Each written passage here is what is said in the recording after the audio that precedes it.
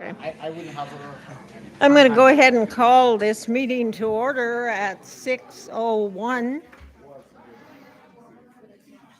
If I can have silence, please. Thank you.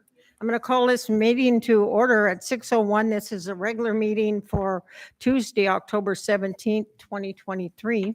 Madam Clerk, will you call the roll? I will. Tim Hale, are you on the phone? Here. Stephanie Nowers. Here. I'm expecting D. McKee. Robert Yunt. Here. Moki 2. Here. Dimitri Fonoff. Here. I'm not sure if Assemblymember Bernier is coming, but you do have a quorum, Madam Mayor. Thank you. Is there anything on the agenda that anybody would like to change or anything to pull from the consent agenda? Okay, seeing nothing, then the agenda is approved as presented. And if you'll all stand, and Staff Sergeant's going to lead us in the pledge.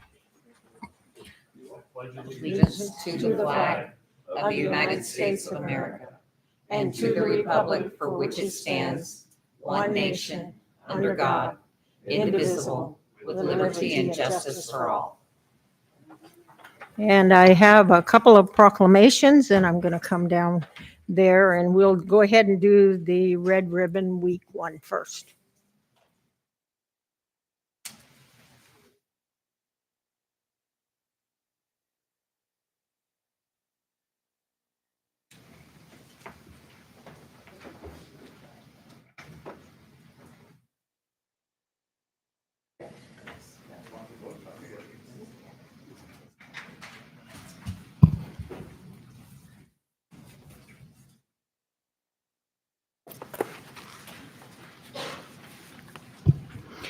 Whereas the health and safety of all of our citizens in the Mat-Su Borough are of the utmost importance to our future and our well-being. Whereas substance abuse is detrimental to the health, safety, and welfare of our citizens, and especially harmful to the youth of our community. And whereas the National Family Partnership is sponsoring the National Red Ribbon Week from October 23rd to October 31st, 2023.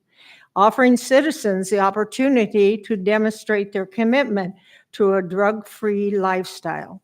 And whereas this year's theme, Be Kind to Your Mind, Live Drug-Free, appropriately underscores the need for fostering an environment of care, respect, and support, focusing on making positive changes to live a drug-free life.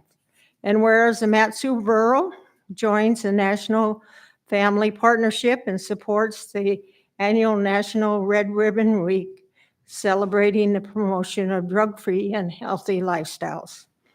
And therefore, I, Edna DeVries, Mayor of the Mat-Su Borough, do proclaim October 23rd to October 31st as Be Kind to Your Mind, Live Drug-Free,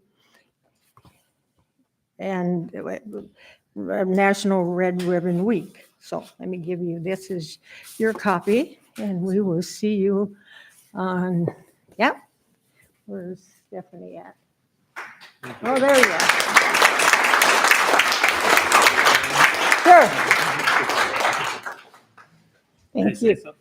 Oh, absolutely. Yeah, I just wanted to, on behalf of the Alaska National Guard Counter Drug Support Program, every year and throughout the year, we are continuously working to bring awareness as well as education on upstream prevention of overdose and substance abuse. And we just wanted to thank all of our partners in this community and the assembly members of the Mat-Su Borough for all of your support for this very important mission that we have for the youth and future of Alaska. Thank you.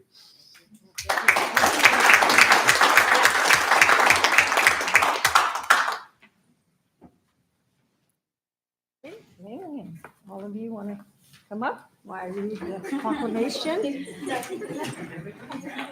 And you probably maybe just line up around the back here.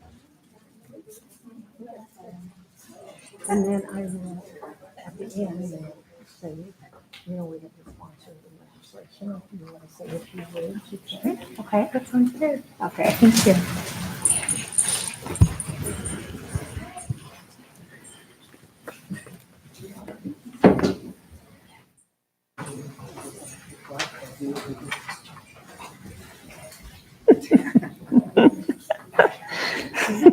Yeah, come over here.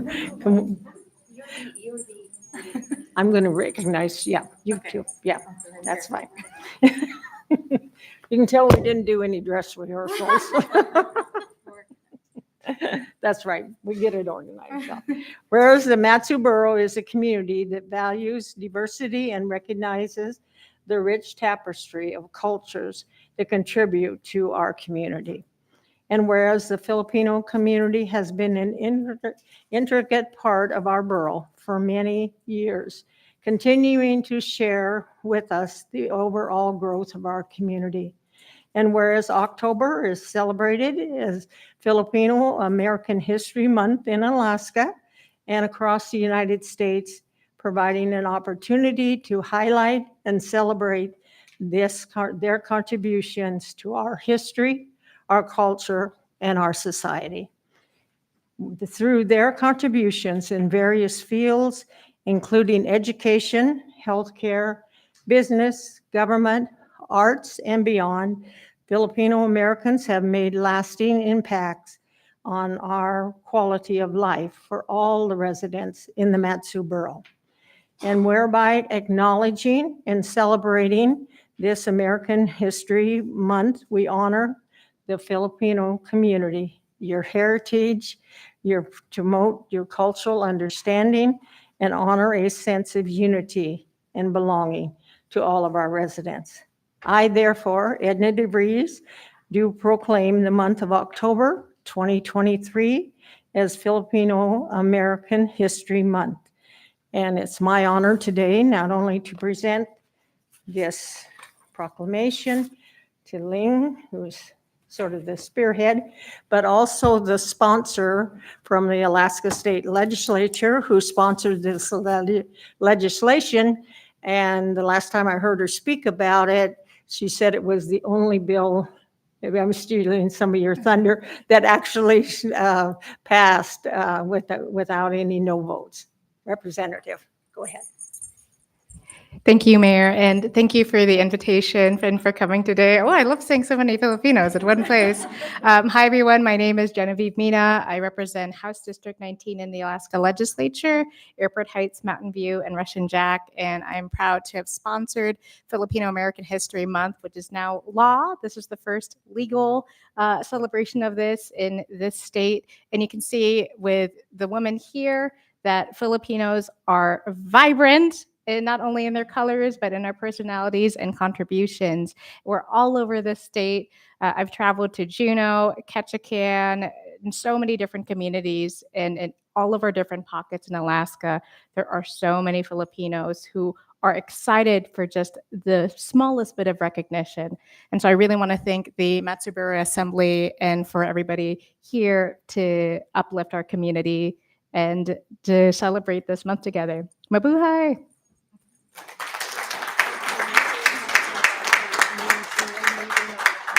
Yes, I would love to. I also want to plug that at the end of the month in Anchorage on Saturday, October 28th, there is a free exhibit at the museum to celebrate a project called MANA. And MANA is a project that has been started by other Filipino Americans about my age who are creatives and multimedia journalists, etc. But it tells a lot of the forgotten stories of Filipino American elders that are in this state, people who have helped build many of our communities today. And it will be not only a wonderful celebration of our elders, but also a gathering of all of these Filipino communities in the Matsu, in Kodiak, in Ketchikan, Juneau. And so a lot of us don't know each other, and it will be an exciting time. There'll be a lot of pictures and laughter. I promise that. And food. There will be food. You can bring takeout. Yes. Yes, Thank and they you. did bring the assembly some treats that we're going to have later. Nice. Yeah. Ling, did you want to say anything? Okay, all right.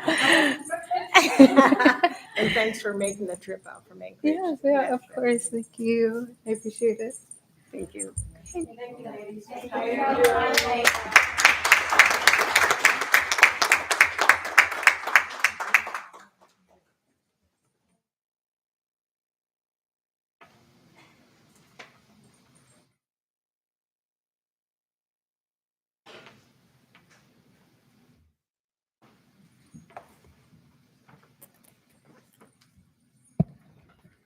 Now back to the regular order of business. We have no meeting minutes to be presented. Agency reports. Do we have anybody on from the, I don't think have anybody here from the cities. I didn't get any emails with phone numbers or anything. And school district, no. And report from the state. I don't see Todd. And was there a meeting of the joint school board committee and assembly on school issues? No. Okay. Are there any public relations reports? Okay. Mr. Brown, do you have a report? Thank you, Madam Mayor. I've got 3 items tonight. My items are less vibrant than previous agenda items, but nonetheless, I just wanted to recognize a Citizen's Guide to Emergency Preparedness. So our Department of Emergency Services prepared this. It's a public outreach tool for citizens that provides information on various scenarios and emergency preparedness. Obviously, up here in Alaska, we have plenty of challenges. So this is a really good work, I think, by DES to put this together and provide this tool for our citizens. So we have these to disseminate freely. Just wanted to make the assembly aware of that. And certainly we can share those with the public as you see fit.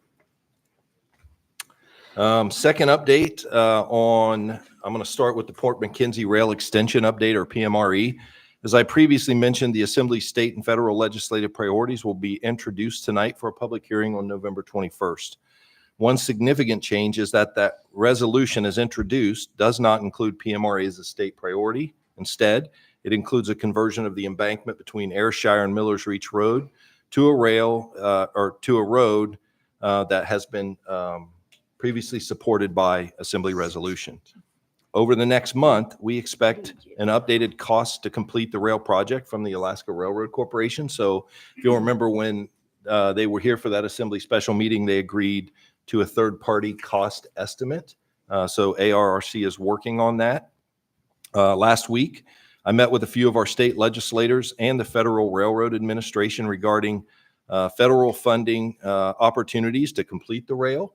And I wanted to share a couple of key takeaways from that meeting with you tonight. Number one, a municipality can apply for a federal railroad grant. So the MSB does qualify to apply for a federal railroad grant. Number two, if federal funding is desirable, the project would have to be quote unquote federalized. And what that means in this case is we would have to go back through the environmental permitting process.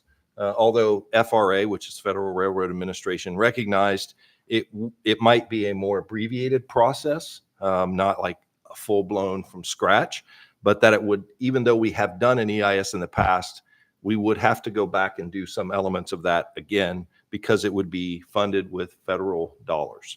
They would not give us an estimate on what that timeline might look like. Number three, also as part of federalizing the project, we would also need a benefit cost analysis to show economically that more benefit would be generated than the cost of the grant or the project itself.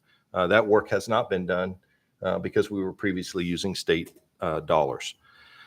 Number four, Federal Railroad Administration suggested that a grant would be more competitive if it were broken into phases, meaning we might apply for the grant for, say, design and permitting, and then come back and apply for a grant again for construction. That they felt that would be more competitive to do it that way, which means potentially you would have to take multiple runs at getting grant approval.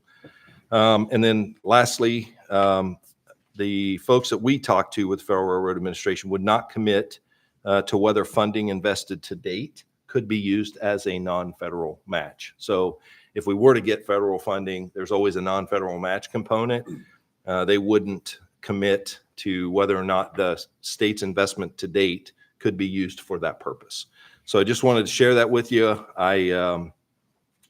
I would say this, overall, the easiest and most direct route to completing the rail, if that's the Assembly's desire, would be for the state to fund this project. I think that's what was most clear to me about the meeting. I do expect members of our Valley delegation will be reaching out to Assembly members to discuss this. If you have questions or would like to discuss further, please let me know, and I'm happy to assist you as you see fit. Any questions on that before I move on? Assemblyperson McKee. Not a question, but a comment. I'm looking at number 3, the cost benefit analysis. If there's anything that's going to tank it, that's because what's going to do it. Just my 2 bits. Thank you. Assemblyperson 2. Yeah, on the same line there. So how long do they stretch it out before they have to say that it breaks even? Like spend $1 million, how long does it take? Is it 100 million, whatever? Through the mayor to Mr. Two, I don't know You just- exactly. It's some You of. just turned it off, sir. Oh, sorry, No. I went the wrong direction there. So through the mayor to Mr. Two, I don't know exactly. Some of that depends on the grant. I think in the past, what I've seen probably as we project out 20 to 30 years, perhaps, it's not something where you have to generate the benefit like in 5 years. You have time to lay that out and to recover that benefit. But I don't know if it's, 15 years, 20, 30. Some of that depends on the grant itself. And when they do, so when the feds kick out a grant, they do what we call a NOFO, a notice of funding opportunity, and it specifies what you need to qualify for the grant. So we have an idea of what grant might be the best fit for this project if we were to go down that road. It's just not a clear, direct path to getting this project done. So I'm not trying to rule it out. I'm just trying to be, a realist about what that could look like. So one more, is if it was federal funded and we had to come up with a match, is that like a 5% match, or is that like a 10%, or how does that work? Through the mayor to Mr. Two, it's typically 20%. 20. Typically, it varies a little bit. Some of the DOT projects might be, you might see 9%. Typically, what we've seen, like with our EDA grants, for example, we've been doing a non-federal match in the 20% neighborhood. Now, to be clear, I'm not suggesting the borough would come up with that non-federal match. I still look at this with the state's funded 100% of it to date. So my expectation would be is we would turn to the state and say, state, we're asking you for the non-federal match, not looking to appropriate dollars locally from the borough. Thank you. Deputy Mayor. Oh, I'm sorry. Go ahead. Will we be able to get clarification in the future on if we can use previously spent funds as match money, or is that something that it may be possibly different for each grant? Yeah, no, it's a great question. We've been told 2 different things from Federal Railroad Administration. I sat in this meeting and they said, we don't know. And then Alaska Railroad Corporation relayed in a conversation they had independent of this meeting with Federal Railroad Administration folks, and I don't know who specifically, that you would not be able to use the $184 million invested to date for a non-federal match. So I think until you select a specific grant and look at it, that's what's going to tell you definitively. I'm not overly optimistic about that. Thank you. Assemblyperson McKee, go ahead. What was that figure that you gave that had already been spent in response to Rob Yunt's question? Approximately $184 million. Okay, thanks. All righty. Let the record show that Assemblyperson McKee arrived at 6:14. Any other questions? You have more for your One more item. report? Okay. Yeah, Madam Mayor. At this time, I'd like to invite our IT Director, Leah Jones, up to provide an update on a number of technology improvements that we have coming that will provide efficiencies, improve how residents interface with the borough, and consolidate and modernize some of our technology infrastructure. There's a handout in your red folder and in the back of the room for the public. We're going to use that you can use that to follow along, and I'll turn it over to Ms. Jones. Leah, you need to turn your mic on. You might want to move this closer.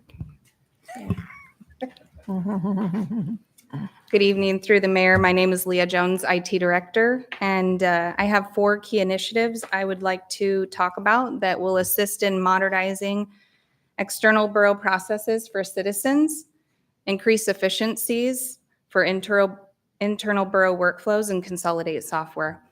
The first initiative is our e-commerce, and the Assembly and citizens have been asking for a better user experience when it comes to online paying online items. Whether it's permits, taxes, or buying a park pass, our online e-commerce experience has been lacking that of what other big corporate buying platforms offer that our citizens are used to using. With that in mind, Mat-Su Borough is moving to a platform that will be mobile and user-friendly, offer more than just a credit card for online payments. We're going to be expanding to ACH and e-checks. Soon, we will also allow Apple Pay for in-person payments. Our new platform will also offer multiple sign-on or authentication methods, including Google, Apple, Microsoft, Facebook, or create your own account. If you choose to register an account, you can save payment information, schedule payments for future dates, and track the history of payments you make with the borough.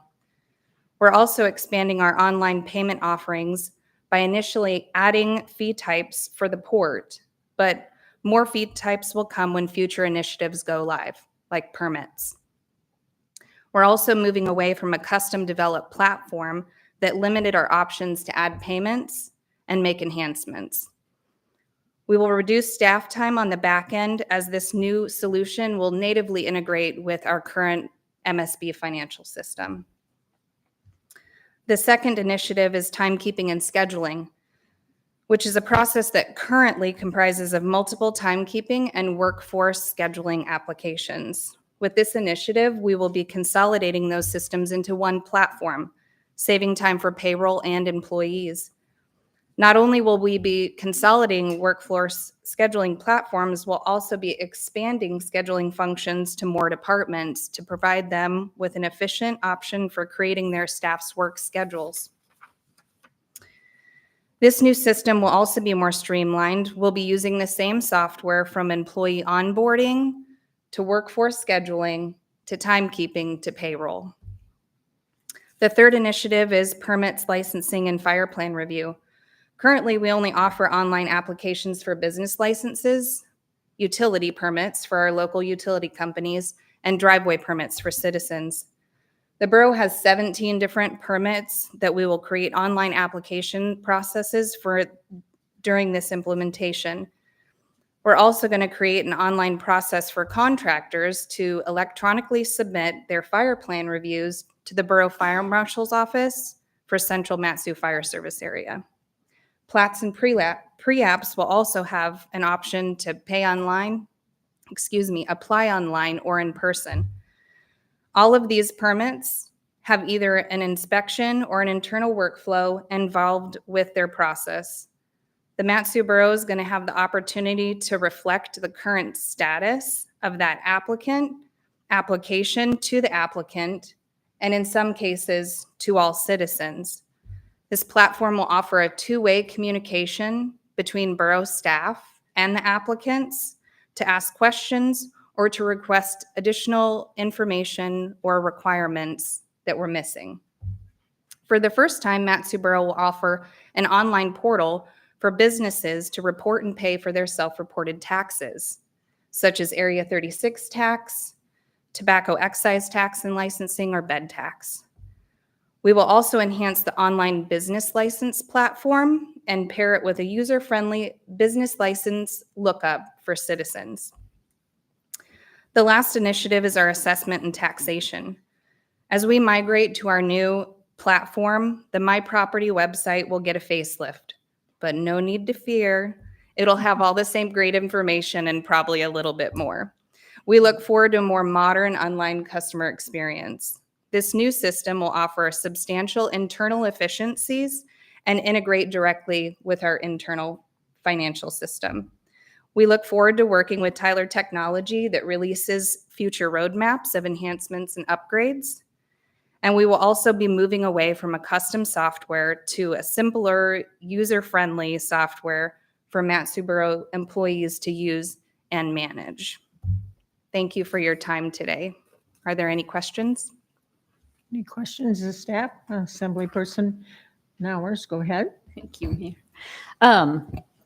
I think the website is like a main way that the public interacts with the borough and gets an impression of the borough. And so I'm just thrilled to hear you're looking at how to make that experience, even better. I'd have just a couple questions. A about the platform for like e-commerce. My understanding is that the borough website is hosted on like a free platform. So like when we're doing GIS things, we actually take that off site. So we kind of have this little bit of a Frankenstein setup. This can be difficult. Is that the same with e-commerce? Are you hosting that information, that portal outside the borough's main website, that matsugov.us that you go to? Yes, through the mayor to Ms. Nowers. Yes, the e-commerce site will be hosted through Tyler Technologies, which is the company that we're partnering with for e-commerce platform. But to the citizens, they'll go to the main borough page and it will just redirect them seamlessly. Yeah. It's just kind of in the back of my head, like whether separate from what you're doing, whether we need to kind of upgrade our whole borough website, because it sounds like there's a few things that are, it's on the roadmap. Well, good. Yeah. And then just two things on my wish list for the e-commerce and the business license site. I would love it if when you're trying to purchase something, whether it's a parks permit or a business license, that you could select the item before you had to log in. So right now, before you can even kind of pick your thing that you want to purchase, you're having to figure out what your login was, which I always forget. So maybe this is a personal thing. But I think that's just more of the user experience, is to like put the things in your cart and then you go to the checkout and you have to log in. And then business licenses, when we had COVID and we were trying to reach out to the businesses to let them know about the grant funding that we had available to help them, it was really helpful to have emails for them and to be able to send out a blitz that way to them that, here's something very specific if you're interested in. So if we could set up the new site to collect those emails, and of course there would be a, note, are you okay with being contacted? I think that could be very useful in some cases if we're trying to let businesses in the valley know about opportunities or even things we're doing at the borough that might be useful to them. Further questions of staff? Deputy Mayor. I just wanted to say, great job real quick. I remember a couple years ago when past Assembly Member Sumner said our website and our programs were clunky. I got a pretty good kick out of that. I don't think you would have ever envisioned all of this awesome stuff. This is going to save people so much time, being able to do this permitting and license, all this stuff online. This is awesome. And then all these different ways to pay. A lot of people have to drive all the way here. Many people in our borough don't even have mail, they don't have access to mailboxes or whatever it may be. So this is awesome. You guys are doing a great job. Keep it up. Further questions of staff? Okay, thank you. Thank you. And that completes your report. Okay. Does anybody have any questions of the borough manager's report? Okay. Mr. Attorney, do you have report? I do not, other than I look forward to reading all these IT agreements. Madam Clerk, do you have a report? The clerk's report is in your red folder for the upcoming. It has the meeting schedule for the rest of the year, and also just so the assembly knows, and you might already got yours in the mail, the election brochure got mailed last Tuesday. Okay. Any questions to the clerk?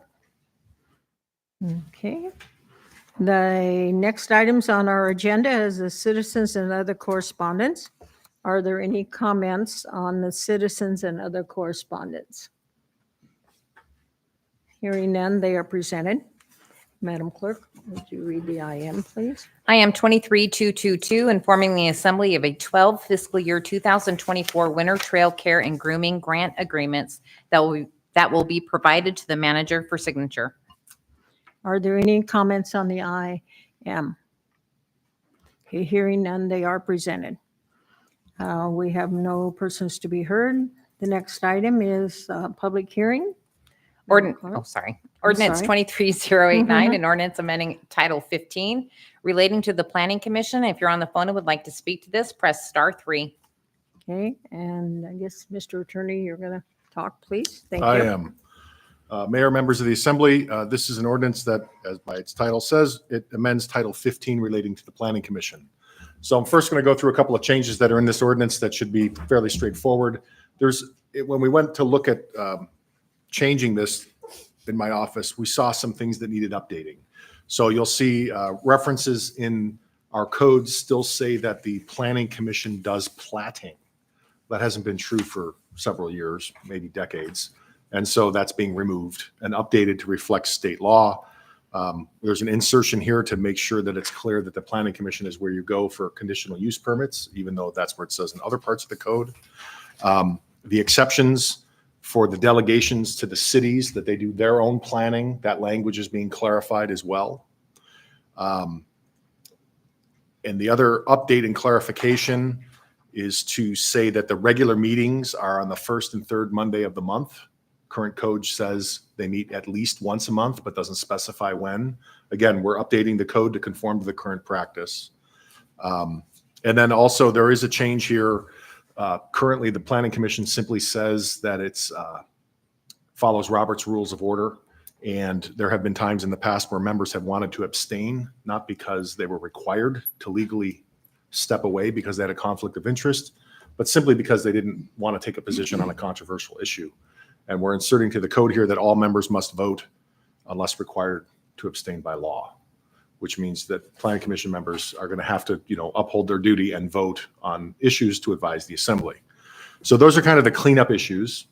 And now I'll get to the heart of the ordinance, which is the state law and the borough code already contain a requirement that the Planning Commission be apportioned based on representation from the cities for home rule and first class cities.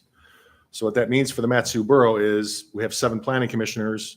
We have 2 cities that are home rule and first class. That is Palmer is home rule, Wasilla is first class.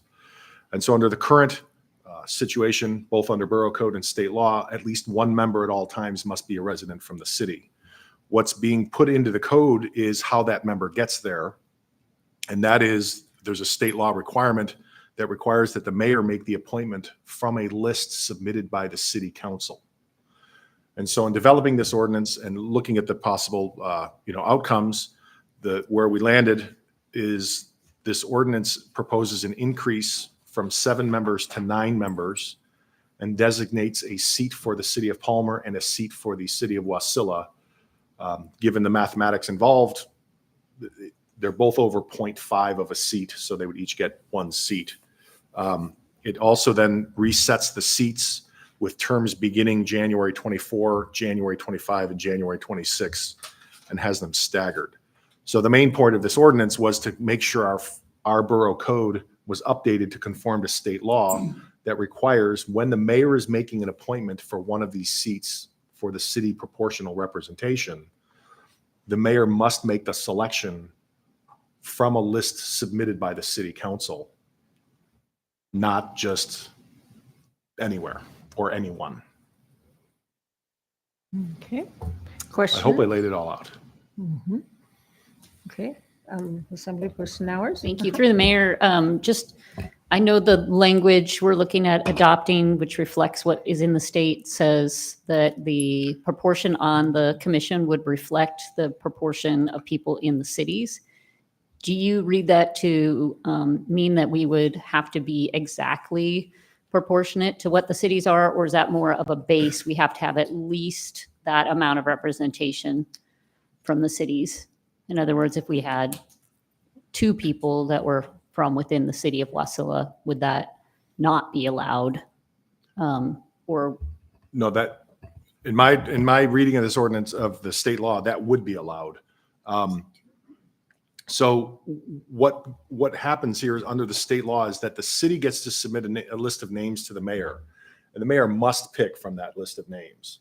So for example, if on the heels of that, you for Assembly District 2 propose a name to the mayor and that person happens to live within the city, that's okay.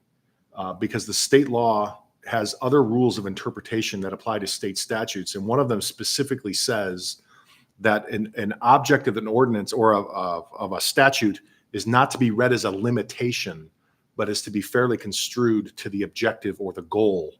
And I think the goal here under state law is to make sure that the cities get to submit names to the mayor for appointment that then gets selected from and confirmed. However, that would not preclude either you or Assemblymember Yunt at this time, or whoever it is in the future for those districts, from proposing a name, or the mayor proposing a name, making an appointment to be confirmed, and then have quote unquote 2 people who reside in the city. It's a floor. It's not a restriction that would hamper you from making an appointment in the future. Okay, Assemblyperson 2, go ahead. Is Houston so small and that's why they're not mentioned? The state law requires that the city proportionality be applied to home rule and first-class cities. Houston is a second-class city. They operate differently than both Palmer, Wasilla, and us for that matter. So they're not included for that reason, because it's not a requirement of state law. Okay. Assemblyperson, Me? Yeah. no. yeah. Your light's D? on. He's trying to tell you That's- your light's on. So, do I- Okay, go ahead. should I go ahead? Yes, Yeah. please. Okay, so if you have a person elected for, say, District 2, I mean, representative from that area, and then you have somebody specifically from Palmer or Wasilla, doesn't that give the same District 2 representatives? And that's kind of like stacking the deck, isn't it? State law does not require 7 members. State law requires 5. Yeah. There is nothing, these are appointed seats, not elected. So the whole concept of one person, one vote and proportional representation does not apply. It is a decision for the assembly to decide whether or not you would like to move forward with this increasing by 2 and then allowing the cities to each have a seat. So, the argument is, hey, then District 2 and District 4 have 2 representatives. The counter argument is, well, no, because District 2 and District 4, the cities are selecting people to send forward for those names. But they still have a vote. They still most definitely have a vote. So like all you would need is one person if you could get one person over on your side, you could have 5 to 4 and there you'd be. I mean, I'm That's correct. I'm not comfortable with that, but just. That's your call to do. Okay. The main thrust of this ordinance, again, was to get the borough code lined up with state law that requires the mayor to pick from a list, which is not currently in our code, and it needs to be put into our code. Further questions, staff? Okay, seeing none, then I will go ahead and open the public hearing. Anyone that's here would like to testify to the assembly on ordinance 23-089 is welcome.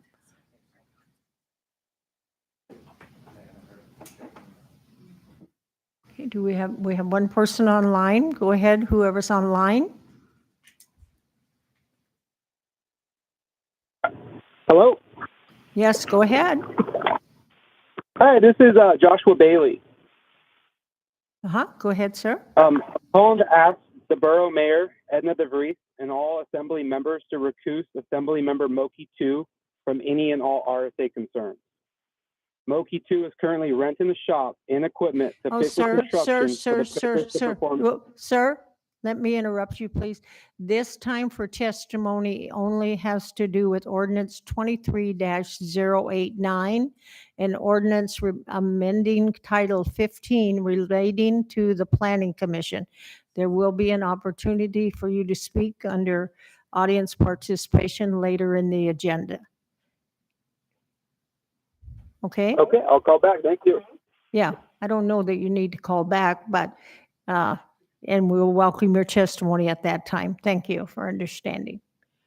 Is there anybody else on? Okay, we'll bring it back to here. Anybody here that wanted to testify in ordinance 23-089? Okay, and see no one, I'll go ahead and close the public hearing. Deputy Mayor?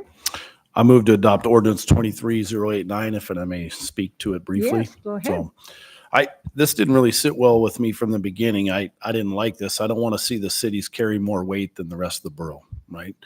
But with that being said, I also understand that we've got to operate legally here and do things the way the state requires. And so it kind of put us between a rock and a hard spot. I think with what the mayor has proposed, I think it takes care of all of that. I would like to see it pass. And here's my concern is if we don't pass this, the way it sits currently right now is one of the cities, no matter what, we're going to, if we want to do this correctly in the future, then one of the cities, not both, but at least one has to send somebody. So my concern is if the city of Wasilla is that person, or maybe it's city of Palmer, but let's use Wasilla in my case, and they put forth a name that I didn't get to choose, or whatever it may be, or my representative in the future, then, and it comes from within the city, well, the city's actually less than half, or it's approximately half of my district. And so it leaves, thousands of people unrepresented. So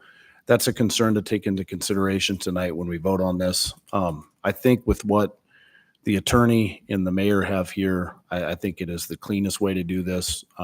We'll make the state of Alaska happy, and neither city will get more influence than the other. But that's my 2 cents for now. I'll let everybody else visit for a minute, and then I'll be back. Okay. All right. Yes. Madam Mayor? Yes. Yes, go ahead. Yes, I have an amendment I would like to offer at this time, if that's appropriate. Yes, go ahead. Okay, I move, let me pull this up on my phone here. I move to amend ordinance serial number 23-089 as follows. First, to strike all references to 9 seats and keep the current 7 seats. Second, in section 10 of the ordinance, keep the majority vote at 4. Third, to strike section 8 of this ordinance and replace it with 15.08.020 appointments. The mayor shall make appointments subject to confirmation by the assembly, except that a member from the city of Wasilla or the city of Palmer shall be selected from a list of recommendations submitted by the city council and subject to confirmation by the assembly. Representation from as many assembly districts as feasible shall be sought on the commission, but all commission members shall be appointed for their expertise and knowledge of the community and shall represent the entire borough. And I'd like to speak to that briefly if I could. Yes, go ahead. Yeah, so this is a really good ordinance. It cleans up a whole lot of things, little minor things that need to be cleaned up, and it brings us into compliance with the state law, which at this time says that if the borough is over 75,000 people, then we have to apportion seats to the cities, the first class and home rule cities that reside within the boundaries. The issue that I'm having, though, is by expanding the board to 9 members and having 2 dedicated seats for the city of Wasilla and the city of Palmer, District 2 and District 4 would each have 2 members on the Planning Commission, which would be twice the amount of members that any other district would have on the Planning Commission. And I think it weights the Planning Commission more towards the core area, and giving the core area double the representation of any other district, more rural district. So this amendment solves the issue of being in compliance with the appointment recommendations in state law, and continues to keep the Planning Commission fairly apportioned amongst all the districts of the borough. So I would hope for unanimous consent on this. Okay. So now discussion will be on the amendment. Yes, Assemblyperson Nowers, go ahead. Thank you. First of all, just responding to Ms. McKee, the idea that Palmer and Wasilla would get together in cahoots. Have you ever talked to Palmer and Wasilla? But no, seriously, speaking to the amendment. So first of all, the Planning Commission by our code does not have to be represented by districts 1 through 7. it's pulled for the knowledge of the people. And the things the Planning Commission does are borough-wide often, or very specific to a CUP that might be happening in one district or another. So the things they're, advising us on in terms of land use regulations, in terms of water body setbacks, those are really borough-wide. That commission, I think whoever is appointed is looking at it on a borough-wide basis. I certainly know the person representing District 2 has never said, oh, this is just good for Palmer, so it's very different than the Assembly, I think, in that fashion. I think the problem with this amendment is that if we leave it as it is, you have 2 Assembly members out of the 7 that are potentially restricted to a subset of their Assembly districts. So this would be like, for Ms. McKee, this would be like you could only pick somebody from Connect Fairview area. Your rest of your Assembly district would be left out of serving on the Planning Commission. So it disenfranchises a whole set of people from being able to serve. I think the real solution in this case is to amend the state law, because this dates back to when the borough had say over land use in the cities, this rule that exists. So I think it needs to be amended and pull that out, because the Planning Commission is not able to tell the city of Palmer and Wasilla land use in their areas. And I think it dates back to that, and wanted to make sure the cities were represented on a body that would have say over their land use. So since we don't, it needs to go away. I would certainly support adding this to our state legislative priorities to get it amended. But in the meantime, while we're waiting for that real solution, I think this is the best way to make sure everybody in the borough has a fair shot at serving on the Planning Commission. And again, I think the people who serve on there serve in a borough-wide capacity, even though they come from different districts. So I would urge people to not disenfranchise people and vote against this amendment, and vote for the fix that we have until we can get it changed at the state, hopefully this session. Madam Mayor. Yes, I have some. Yeah. I was just going to say, I have some Assembly people that haven't spoken yet that would like to speak. Okay, I can wait. Can you defer to them, please? Assemblyperson Foff, go ahead. First, I was going to ask Attorney, the proposition that the amendment that Mr. Hale proposing, that would satisfy what the changes we need made?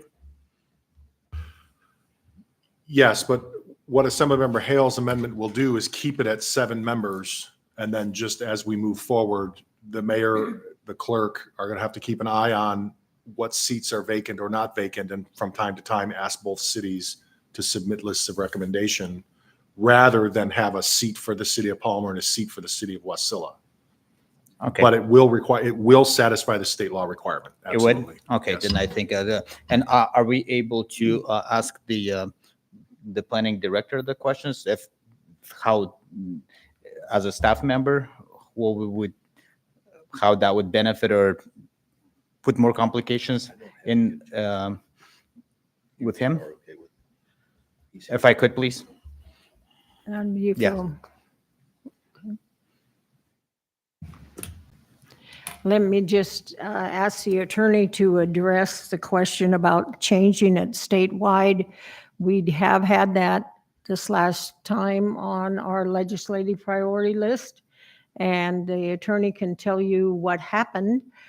And so going back through that process, or trying to do it on the state level, I think probably has almost zero chance of changing it, because they did change it all right, but it made it worse for us.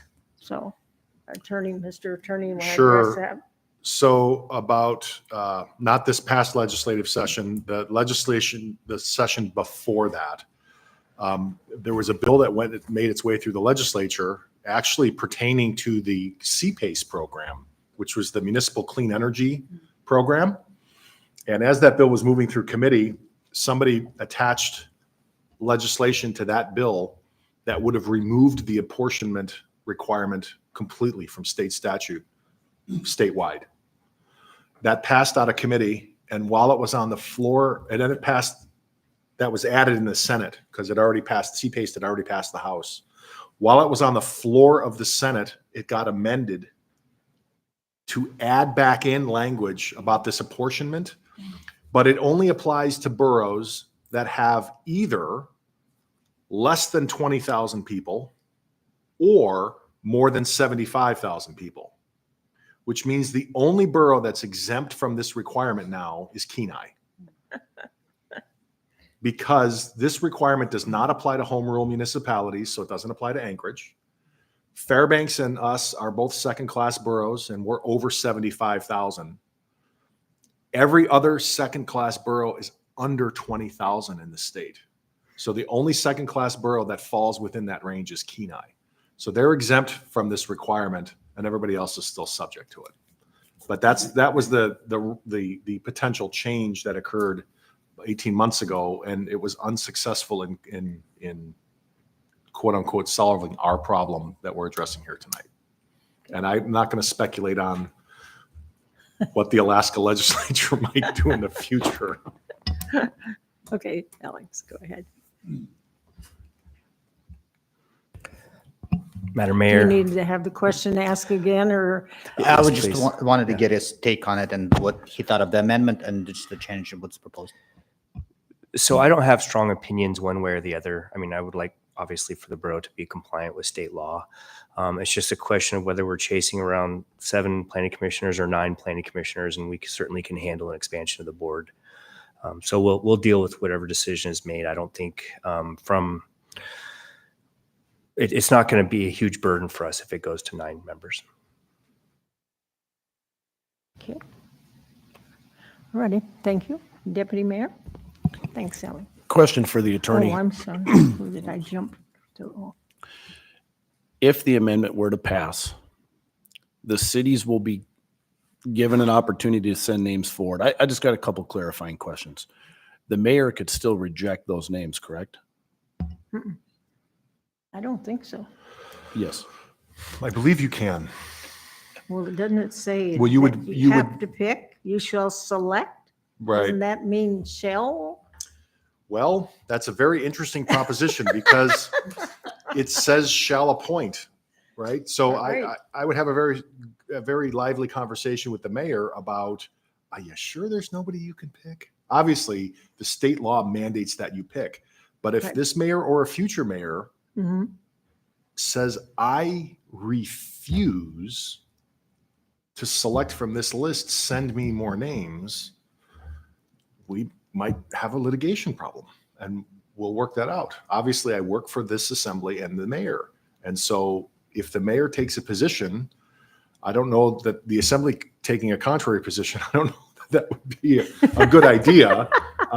We have in the past had a mayor who refused to make an appointment. A mayor moved a name to the planning commission. The assembly rejected that person. The mayor waited 3 months, moved a name again. The assembly rejected that person. And the mayor did not make an appointment until the end of the year when a different assembly was seated, moved that name, and then it was approved. And we went 10 months or so with a vacancy on the planning commission because of that. Okay, follow-up question.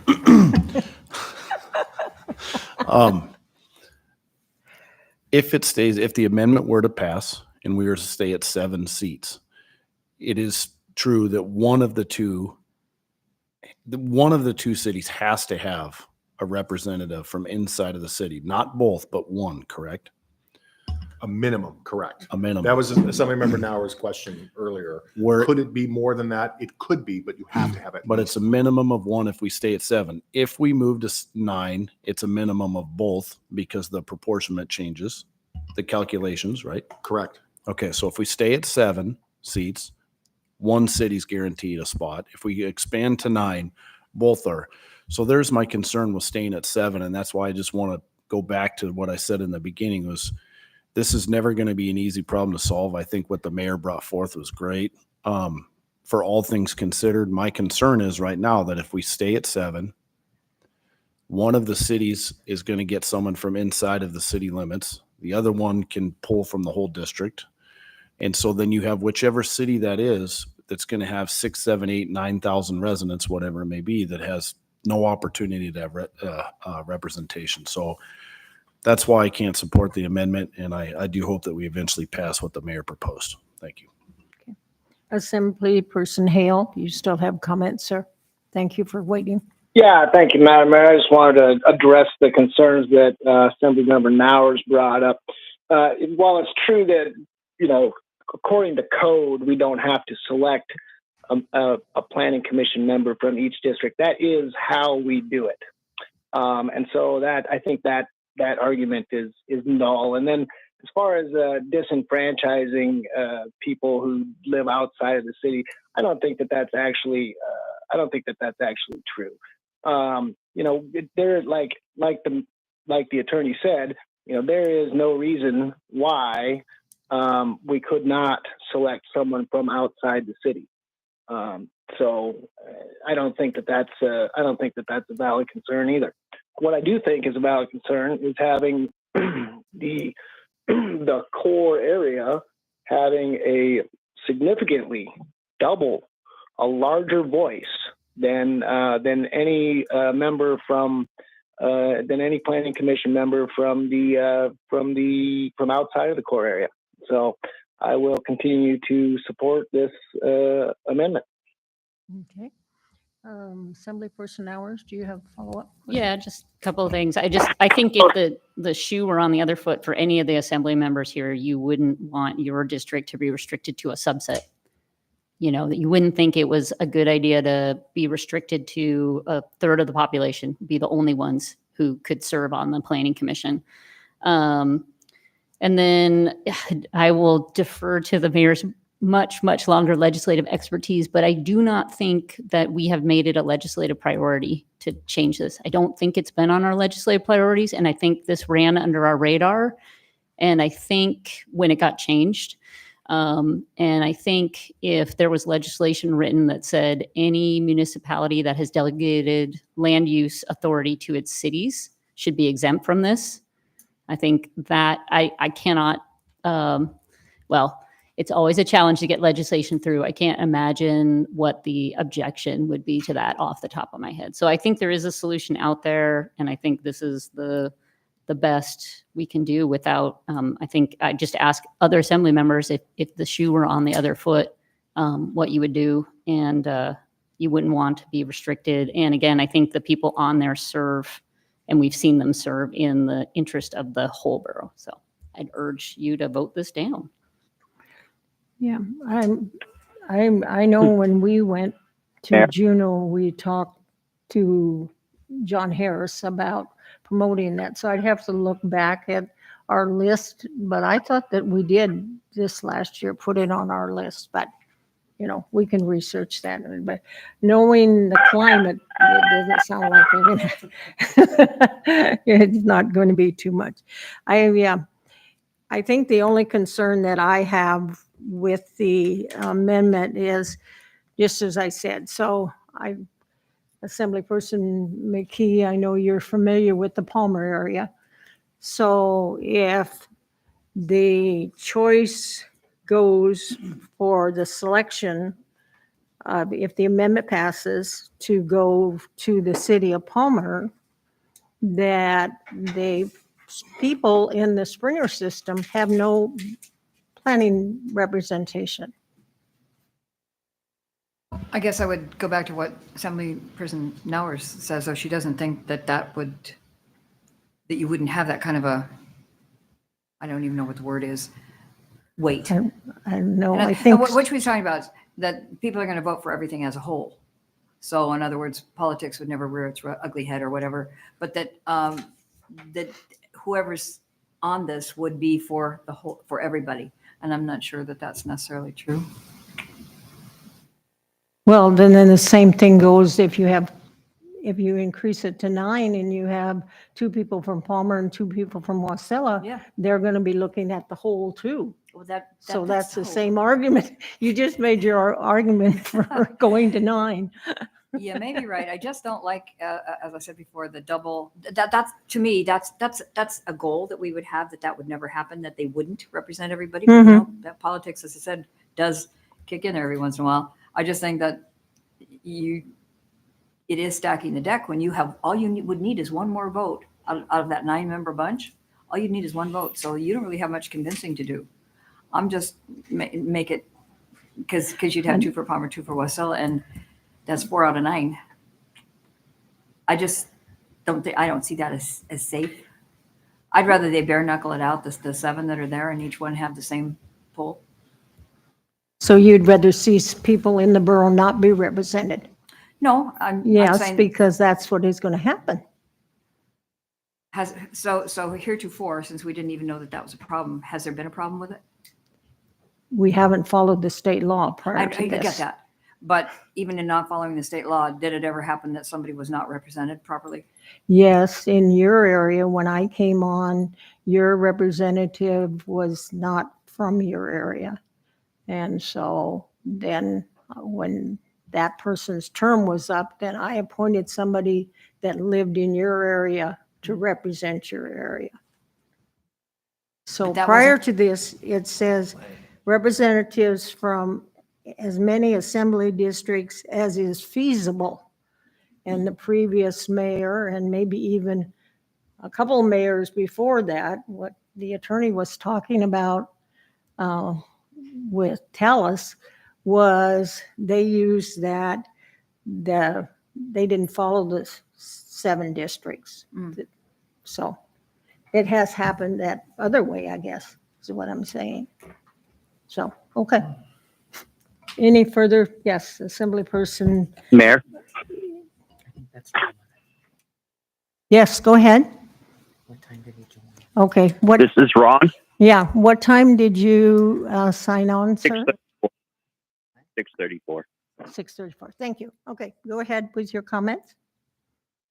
I think I am in support of Mr. Hale's legislation, and basically it just limits it to 1 city slicker on the board. That's my argument. Well, I think the person that serves presently within the city of Palmer would resent that remark, sir. Deputy Mayor? My apologies. I have a potential secondary amendment, but I would like to get some clarification from the attorney before I propose it. So, if we were to go, well, I guess I take this back. It would not be a secondary amendment. If we were to expand to 9 seats and each city were to get 1, could we also amend it to require that the other ones come from outside of the city limits for District 2 and District 4? And I'll say this, my district goes all the way out, connect to Vine Road on the right side. And I can assure you, the needs and concerns of folks living on Vine Road or Foothills, where I was raised, are substantially different than that of those inside the city limits. So my question for the attorney would be, if we were to expand to 9 seats as though the mayor is proposing, could we amend it and come in and change it so that the other folks from those districts cannot be in the city? Does that make sense? I'm trying to find a happy compromise here. Yes, you could. We'd have to add language because right now, all the appointments are as feasible. Like we just went through this with the DEC appointment to the Water Wastewater Advisory Board. It wasn't feasible to get somebody from DEC to serve because there were no borough residents willing or able to serve, however that worked out with DEC. So you could confine it to say that the District 2 and District 4 seat be outside the city limits, but it conflicts with the as feasible language that's in our code.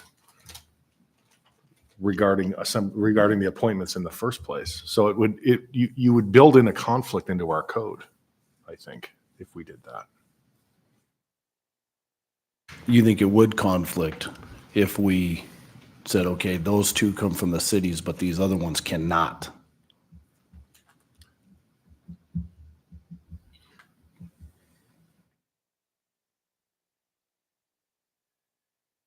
Potentially. I mean, what you would do is where it says representation for as many districts as is feasible should be sought on the commission, but all commission members shall be appointed for their expertise and knowledge of community, represent the entire borough. And that section, you would add a statement or something that basically says the assembly district, the appointees for assembly district 2 and 4 will be non-city residents, period.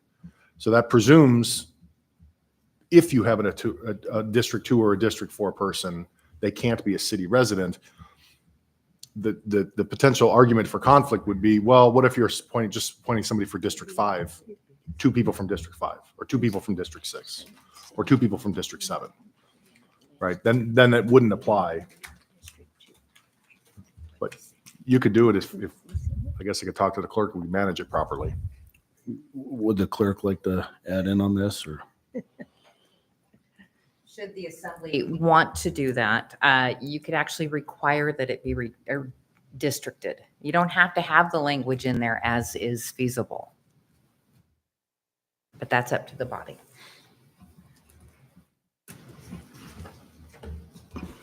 I think we're really close on this, but I don't know that we're going to hash through it all tonight. And there's probably some questions that we need to answer. I'd like to make a motion. Our next meeting's very busy. I'd like to make a motion to postpone this ordinance until Tuesday, December 19th, regular meeting.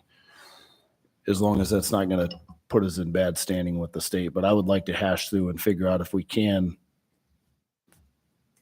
require that District 2 and District 4 provide people from outside of the city.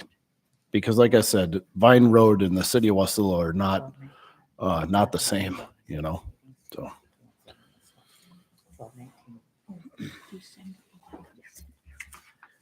Okay.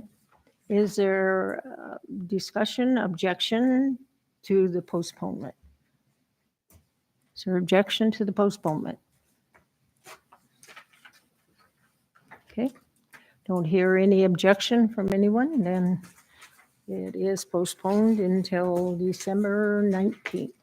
Okay. All righty. The next item is audience participation. I do have a sign-up sheet, and even if you didn't sign up and you do want to testify, that's fine. And under audience participation, it can be any subject. It doesn't have to be something that's on the agenda. It can be any subject you want to. And so I'll take the people that have signed up first. So Jackie, you signed up first.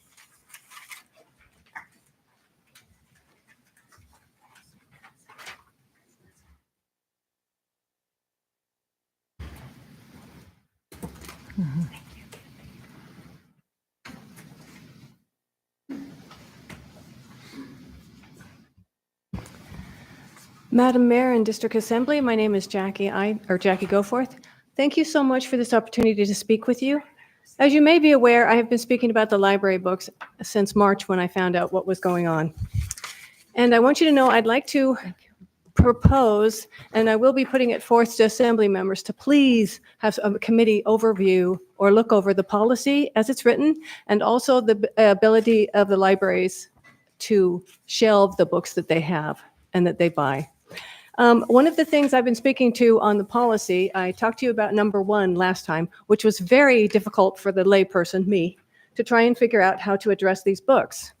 Now I want to address item number 2. Now in the original one that I got that was signed February 21st, number 2 said, within 20 business days of receipt of the request by me, he will form a challenged material review committee and convene the meeting. And it will be comprised of everybody who's on the library. Boom, boom, boom, boom. Okay.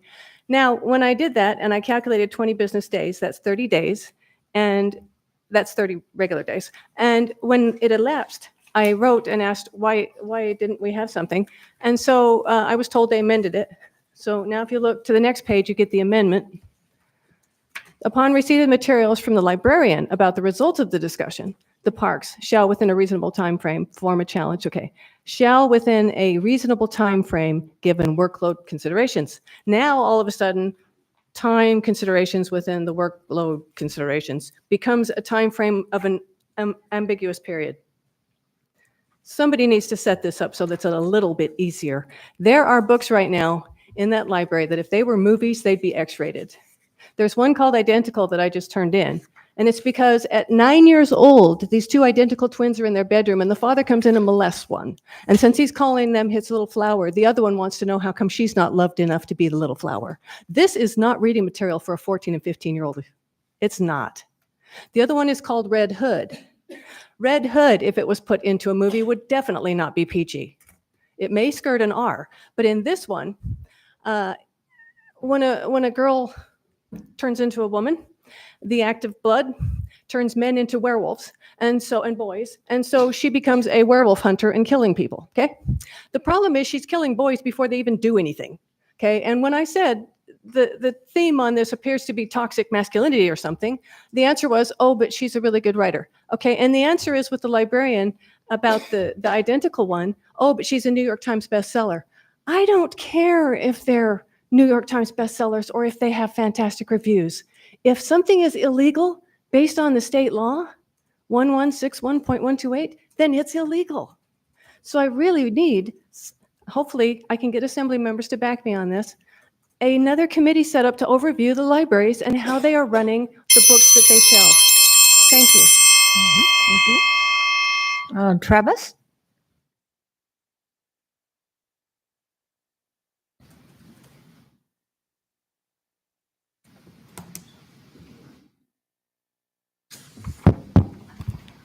Hello, I'm Travis. I live in Palmer. Oh, okay, it's starting. Okay. One thing I want to talk about is the railroad tracks. You're thinking of turning it into a road, but then the way I see it, if the Point McKenzie, if there's a lot of traffic over there, as the port continues to grow, then you'll have to spend more money again and repeat all the process for the environmental process and the laying of the tracks again, when right now you already have the foundation. So I like to see that a project that's been started be completed. And also another thing, I would like to see some.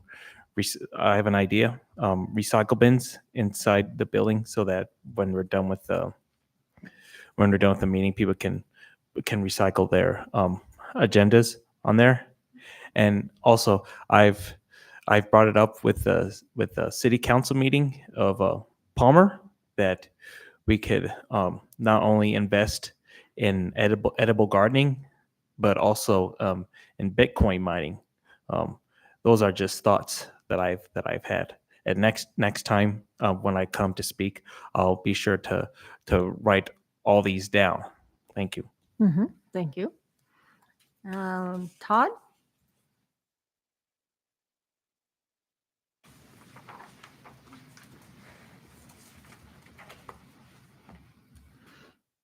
Hello, I'm Todd with Big Dipper. I'm here to talk about the RSA contract's recent offer that the borough has made to the contractors, specifically us. I was here at the last assembly meeting. I spoke to you guys briefly when you went into your special session. That's why I'm here again. Executive session, I guess it is. What I'd like to stress to you guys is it doesn't feel like you're trying to work with us. We spent quite a bit of time speaking with all of you about this. Ourselves, Mike Brown, Tom Adams, we had a meeting back in August about this. And at that time, Mike was pretty adamant that things could change moving forward in the new contracts, but not specifically for this winter. Well, last winter, we had over 8,000 hours of out-of-scope work due to homeowner snow, documented. In this contract, it says many different times in here, any, all, known, unknown. past, present, future claims. If you sign this, you sign away all of that. We can't sign away 8,000 hours of work that was outside of our contract. We surely can't sign it away for this coming winter again. And Mike, as you've spoke to us about it, you can't turn a ship on a dime. We understand that, but that means there potentially could be 8,000 more hours of work that we're going to have to carry the burden of again. And when we sign this, it specifically says that. And I want to make sure that the assembly members have all got to read this. I brought some copies. I've highlighted a couple of them so you can see the sections that we have concern with.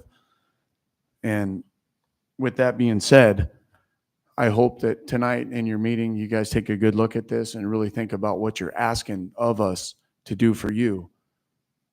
While we did all last winter for you guys and the public, and we did perform. And to go do that again at that kind of cost, $2.9 million, sure doesn't seem like you guys are trying to work with us. So I don't know if I can give you these You has to give. so to you the can clerk. review them. And thanks for your time. Thank you. And give them to the clerk. Oh, was there? Okay.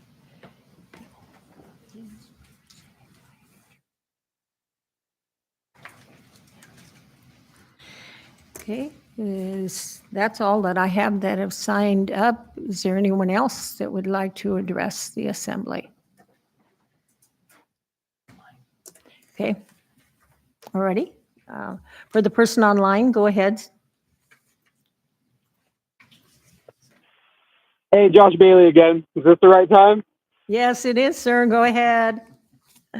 Thanks for your patience. I'm calling to ask no problem. I'm calling to ask the Borough Mayor, Edna DeVries, and all assembly members to recuse Assembly Member Milky 2 from any and all RSA concerns. Milky 2 is currently renting the shop and equipment of Fixman Construction for the purpose of performing Borough RSA contracts. My question is, how is it ethical for a Borough Assembly member to have a voice when they are benefiting financially from an RSA contractor that they can vote with or against? This should not be allowed, period. And I hope that the mayor and all other assembly members understand and agree with my concerns. Thank you. Thank you. Do we have anybody else online? We do not. Okay. Do we have anyone here that wants to address the assembly? Again, it can be on any subject. Okay, I'm going to close audience participation. And the next item on our agenda is that we are at the consent agenda. Does any of the assembly have anything they want to pull? Okay, seeing and hearing none. Madam Clerk? Resolution 23-108, a resolution approving the amended budgets for the Bridge and Railroad Crossing Major Maintenance and Repair Project and Meadow Lakes Railroad Crossing Signal Project, amending the scope of work and budget for the Kepler Drive Bridge Replacement Project, and approving the scope of work and budget for the Midnight Drive and Snowball Circle Bridges Creek Bank Hardening Project. Resolution 23-110, a resolution approving a time extension to June 30th, 2025 for the Pre-Metropolitan Planning Organization Planning Services. Resolution 23-111, a resolution approving the scope of work and budget for the South Colony Street Light Pole Fixture and Replacement and Repair Project. Resolution 23-112, a resolution approving the scope of work and budget for the Alsop Material Site Development and Reclamation Project. AM 23-110, informing the Assembly of the manager's signature on fiscal year 2024 Enhanced 911 and Spending Priorities Agreement, and approving the fiscal year 2024 payments of the $144,000 each to the cities of Wasilla and Palmer for call taker wages and benefits.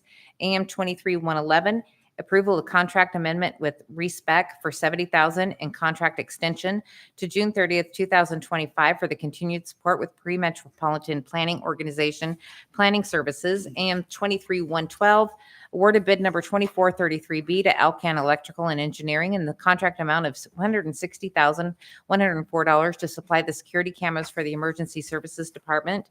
And AM 23-113, authorizing the borough to provide Christmas Friendship Dinner $5,000 from Assembly Reserve to help continue and provide Christmas dinners to those in need across the borough. Deputy Mayor.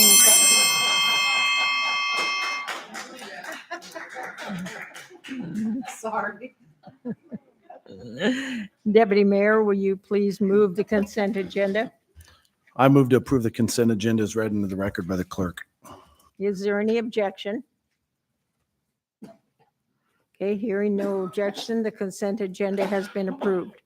There is no unfinished business. There is no veto. Madam Clerk? Introduction for public hearing on November 21st, Resolution 23104, Resolution 23105, Ordinance 23086, Ordinance 23096 with accompanying Resolution 23103, Ordinance 23097 with accompanying Resolution 23106, Ordinance 23098, Ordinance 23099 with accompanying Resolution 23107. Okay, Deputy Mayor, will you please move the introductions? I move to introduce the legislation as read in the record by the clerk and set the public hearings for November 21st, 2023. Is there any discussion? Is there any objection? Hearing none, the legislation has been introduced. We do not have any appointments under the vacancy report. I will just remind the Assembly that the letters for the current vacancies, whether if their terms expired, if they've come to the end of their term, and the ones that haven't come to the end of their term as far as term limits, they will have the opportunity to reapply. So if you have people, and that's the end of December 31st. So you may be getting some calls from people, trying to figure out what is going on. Some of our boards and commissions have term limits, others do not. So if you have some questions, Estelle in the clerk's office is very skilled, or you can reach out to me also. Okay.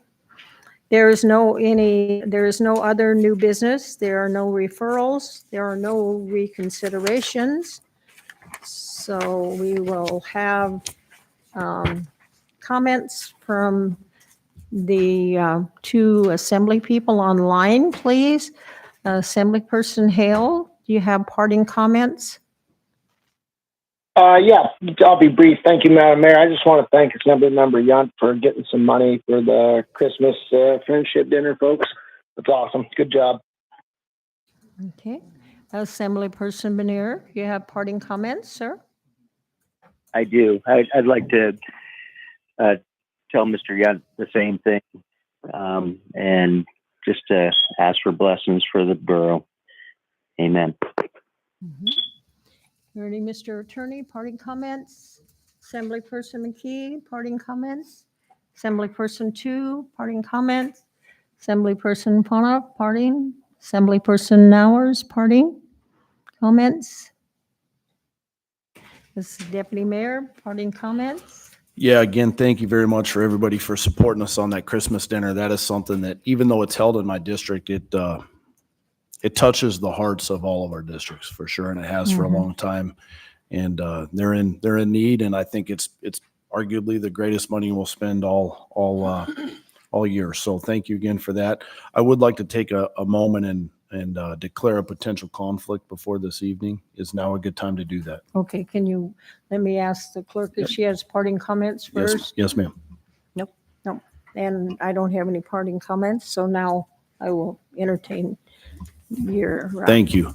I'd like to declare a potential conflict between myself and one of the RSA road contractors. As stated many times in the past, I've let you guys know that I am related to and in very good relations with one of our contractors. I've always previously conflicted myself out and left the room anytime there was votes to award them contracts. Even though the Assembly doesn't choose the winning contractor, we do award it. I think that's a major conflict, and so I've always done that. In this case, I would like to ask you to have a ruling on this, or you to please rule. If I have a conflict because I'm related to one of the six, then I'll gladly step out. If you think it's not a conflict because there's six and we're talking about something that's borough-wide, then I'll stay in. But I wanted to declare that and let you be the deciding person. Yeah. Yes, as long as we're talking about all of the road service area contracts, then you're welcome to sit in. That's like if we're discussing the mill levy, and it's all going to affect each of us individually, but it's also going to affect the whole borough. But if during the executive session, if we start to zero in, then I will ask you to excuse yourself. Yes, ma'am. Thank you. Yes. Can we put on the Assemblyperson record two. which contractor we're talking about, please? Absolutely. Yes. Big Dipper Construction. Thank you. Okay. Assemblyperson two. Mayor, I have to discuss a disclosure to make also. Okay, go ahead, sir. As you all know, I own property, and one of my property renters is Pickling Construction. While I get rent from them, I don't think I have a conflict because these homeowner snow claims are for all of the contractors. And when we are talking, or when we're talking, we're talking about all of the contractors and their claims. So on a whole, we're talking about everybody, and we're not talking just about Pickland. So I feel like I don't have a conflict, but Okay. I could. And I'll say the same as I said to Assemblyperson Jan, that if we do start to talk about that particular contractor, then I will ask you to excuse yourself. Okay?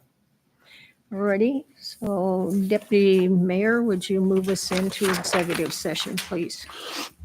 I move to enter into executive session for matters which the immediate public knowledge of would clearly have an adverse effect upon the finances of the borough, and matters which, by law, municipal charter, or ordinance are required to be kept confidential, and to discuss matters involving consideration of borough records that by law are not subject to public disclosure, and discussion of matters subject to attorney-client privilege. In particular, to discuss snow removal claims submitted by road service area contractors. Those in executive session will be the mayor, the assembly, the manager, the attorney, the clerk, Russ Kraft, and Tom Adams. Okay, is there discussion about the executive session? Is there, I'm sorry, yeah, but just a minute. Oh, okay. Is there any objection to going into executive session? Okay, if not, then we are entering into executive session at 7:28. Assemblymember Hill and Assemblymember Bernier, I'm assuming you both have the phone number to call into. Give me a couple minutes to get downstairs, please. Thank you. Kayla, you kill the mic, please. Thank you.